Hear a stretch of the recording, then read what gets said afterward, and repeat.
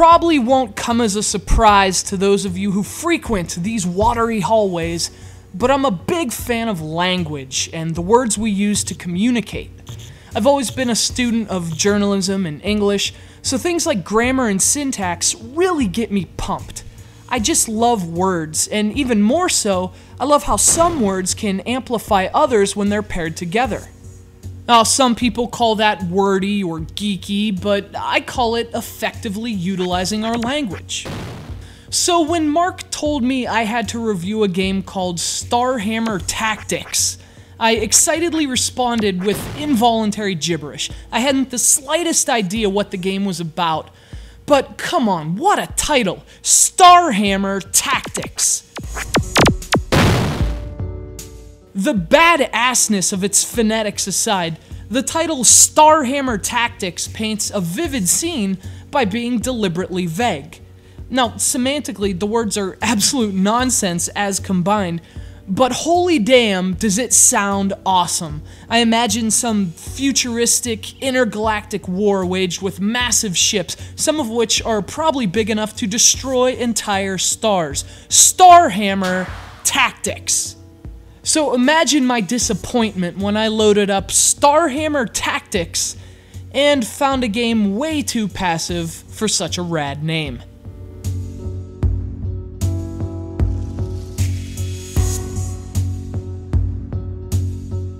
Starhammer Tactics is a grid-based tactical game, essentially just a combat simulator set in deep space.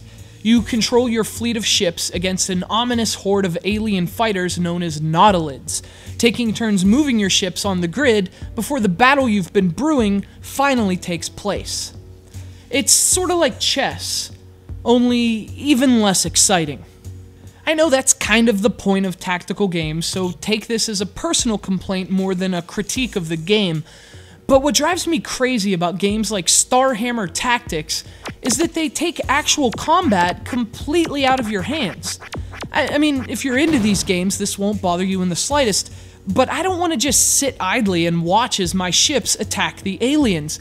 I want to attack the aliens. I want to lock on the smart bombs, I want to shoot lasers. If I wanted to pretend to attack aliens, I'd just watch Independence Day and make laser noises with my mouth. That would be a more action-packed endeavor than playing Starhammer Tactics. Again, that's my personal take, so keep in mind if you enjoy strategy games and being the brains behind a space conflict, Starhammer Tactics might be right up your nebula. Of course, given the game's flaws, it might not be.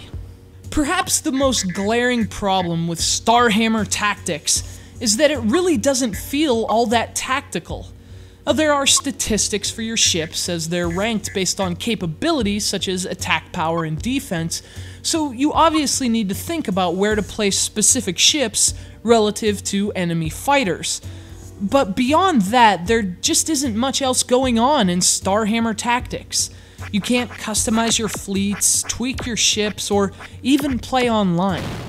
Now, to its credit, there is a multiplayer mode in which you and a friend can create your fleets and simulate war against one another, which is probably the most redeeming and fun aspect of the game. But it doesn't make up for the areas in which Starhammer Tactics falls short, which is just about everywhere else. From the thinness of its gameplay to the dull presentation of its single-player campaign, Starhammer Tactics doesn't do anything to stand out against the countless games available on the Xbox 360's Live Arcade. But again, to be fair, it doesn't do anything so badly that it stands out in a negative light either.